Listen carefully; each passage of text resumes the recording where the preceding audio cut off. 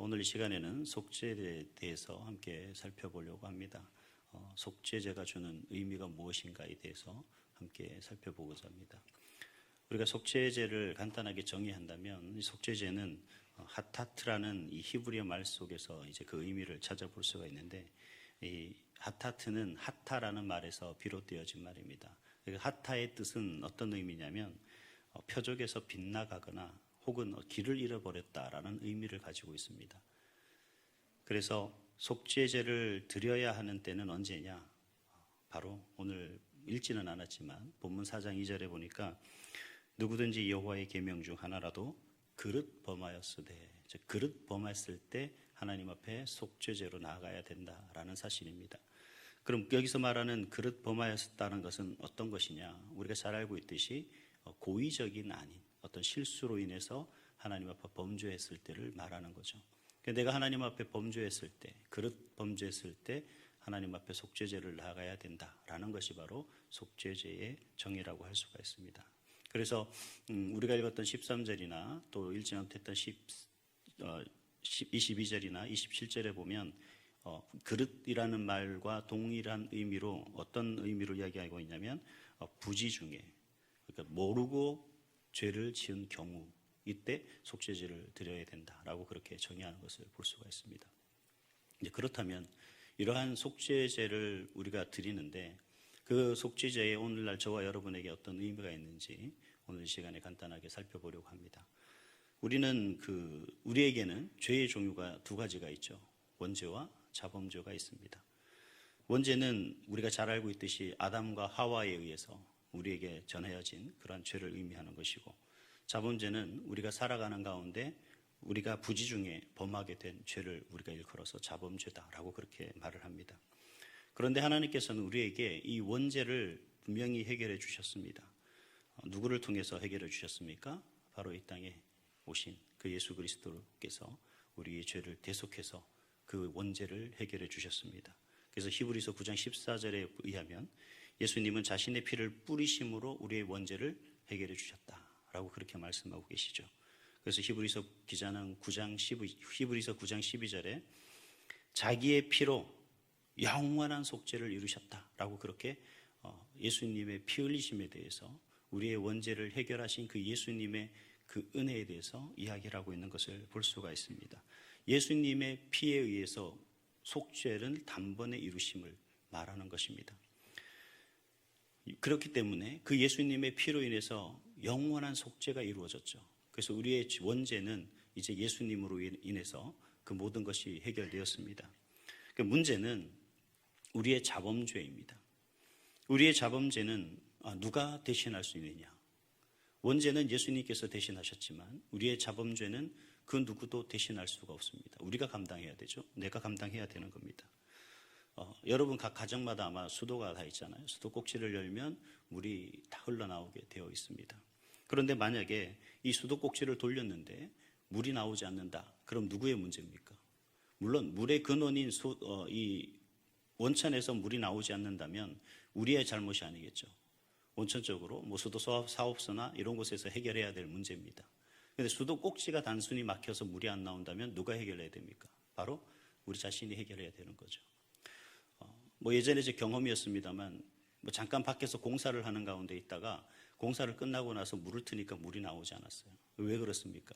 바로 수도 꼭지 근처에 모래 같은 것이 막혀 있다 보니까 물이 나오지 않죠. 그럼 어떻게 해야 됩니까? 그 수도 꼭지를 돌려 풀어서 그 모래를 다 털어내고 나면 물이 다시 쏟아져 나오는 것을 우리가 경험할 수가 있었습니다.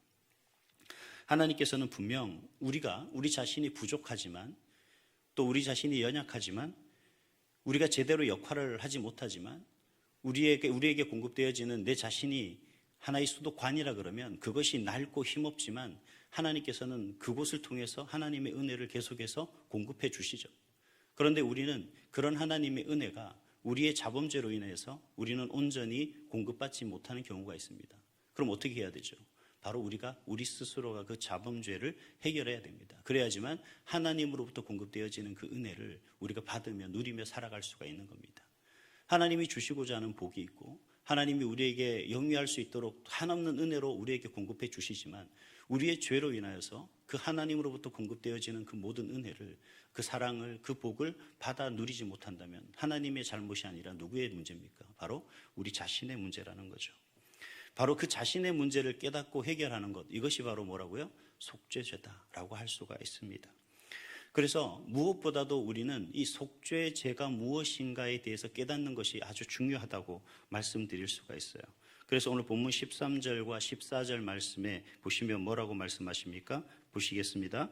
만일 이스라엘 온 회중이 여호와의 계명 중 하나라도 부지 중에 범하여 허물이 있으나 스스로 깨닫지 못하다가 그 범한 죄를 깨달으면 회중은 수송아지를 속죄죄로 드릴지니 그것을 회막 앞으로 끌어다가. 뭐라고 말씀하고 계시죠? 죄를 깨달으라 라고 말씀하고 있습니다. 그 죄를 깨달을 때 하나님 앞에 속죄죄로 나가야 된다라는 것을 말씀하고 있어요. 내가 죄를 범해왔다는 것, 그걸 깨닫는 것, 그리고 그걸 깨달은 순간 하나님 앞에 그 죄를 속죄하며 나아가는 것, 이것이 뭐라고요? 속죄죄이다, 속죄죄다라고 하는 것이죠. 그때 우리가 그 하나님의 죄를 깨달았을 때 우리는 어떻게 기도해야 됩니까?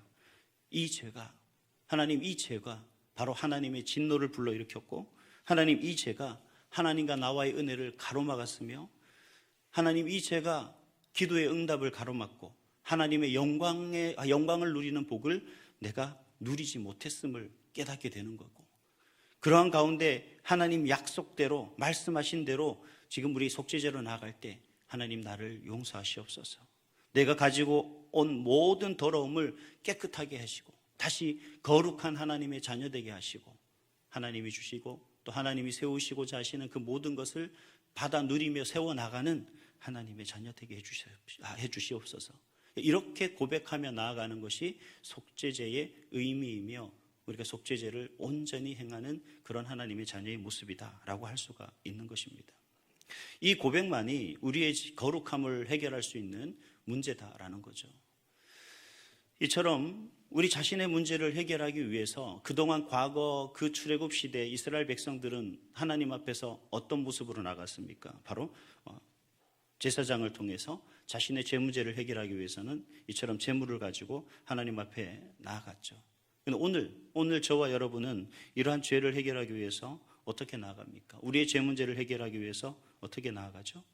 그 죄를 깨닫고 그것을 고백하기만 하면, 그리고 더불어 예수의 이름으로 하나님께 고할 때 우리의 문제는 해결되어져 나간다는 겁니다. 그래서 히브리서 기자는 히브리서 10장 19절과 20절에 이렇게 말씀하고 있습니다. 그러므로 형제들아, 우리가 예수의 피를 힘입어 성소에 들어갈 담력을 얻었나니 그 길은 우리를 위하여 휘장 가운데로 열어놓으신 새로운 살 길이요 휘장은 곧 그의 육체니라. 아멘.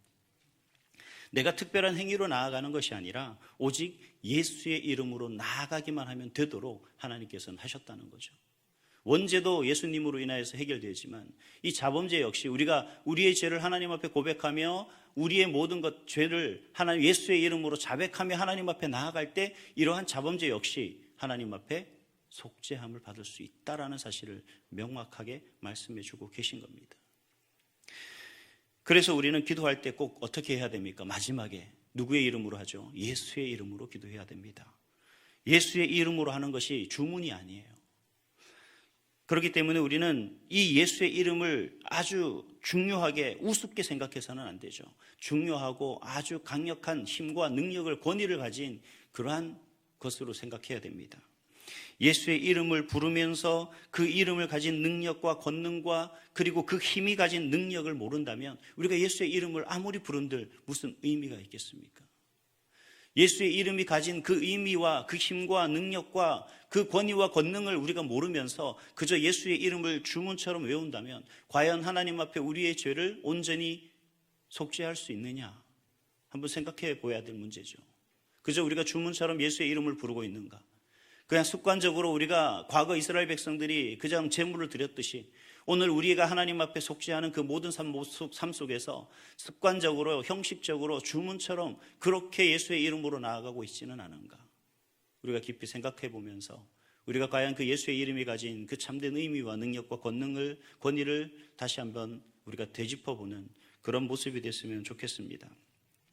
그렇기 때문에 우리가 속죄제를 드리기 위해서 사실 특별한 제물을 가지고 그 제물에 머리 안수하고 나의 모든 죄를 고백하고 그리고 죄 용서를 비는 가운데 그 제물과 눈 마주쳤을 때 그 가지는 제물을 드리는 그 사람의 마음을 한번 우리가 헤아려 보자는 거죠. 여러분, 과연 여러분 내 죄를 대신해서 하나님 앞에 드려져야 될 그 제물을 죽이기 위해서 내가 그 동물을 죽여야 되거든요. 내 죄를 안수하고 내가 죽여야 됩니다. 그래야지만 하나님 제사장이 그것을 통해서 하나님 앞에 드려 나가는 거죠. 각을 뜨는 것, 이거 누가 해야 될 일이냐? 우리 자신이 해야 되는 겁니다. 제사장이 대신해 주는 게 아니에요. 여러분, 그때 그 동물의 눈을 한번 봤습니까? 저도 시골에 자라서 뭐 닭 잡고 오리 잡고 이런 걸 많이 해봤는데 못하죠. 쉽지 않습니다. 근데 내 죄를 대신해서 그 동물을 내가 죽일 때 그 마음, 그 심정을 아셔야만 내가 예수의 이름으로 하나님 앞에 속죄해 나가는 그 마음을 비로소 하나님 앞에 전달할 수 있는 거죠. 이제 예수님으로 인해서 과거의 속죄 제사는 우리에게 필요 없다. 잘 몰라도 된다. 그저 예수의 이름으로 죄 고백만 하면 된다라고 이야기할 수는 있지만 그것은 바로 그 예수의 이름이 우리에게 주는 은혜와 그 예수의 이름을 부르며 나가는 자들에게 주시는 하나님의 놀라운 축복과 또 하나님의 그 긍휼하심의 은혜를 모르고 하는 소리가 되는 겁니다. 바라기는 여러분, 속죄제는 과거에 지나친 제사요 오늘날 우리와 상관없는 것이 아니라 오늘 저와 여러분들이 하나님 앞에 나아갈 때 우리의 모든 죄를 하나님 앞에 고백하며 하나님 정말 우리의 죄를 용서해 주시옵소서라고 기도하며 나아갈 때 과거 이스라엘 백성들이 자신의 죄를 그 동물에게 전가하고 그 동물을 죽여서 하나님 앞에 바치는 그 심정과 그 마음으로 오늘 예수님의 이름으로 기도하는 그 모습이 될 때 하나님은 그 제사를 저와 여러분의 그 기도를 기뻐 받으시는 줄 믿습니다. 오늘 이 시간에도 그 마음 속에서 하나님 앞에 우리 자신을 돌아보며 우리의 죄를 고백해서 하나님이 주시는 그 긍휼하심의 은혜를 잊고 거룩한 하나님의 자녀됨을 그 칭송함을 받아 누릴 수 있는 그런 저와 여러분 될 수 있기를 간절히 소망합니다. 기도하겠습니다.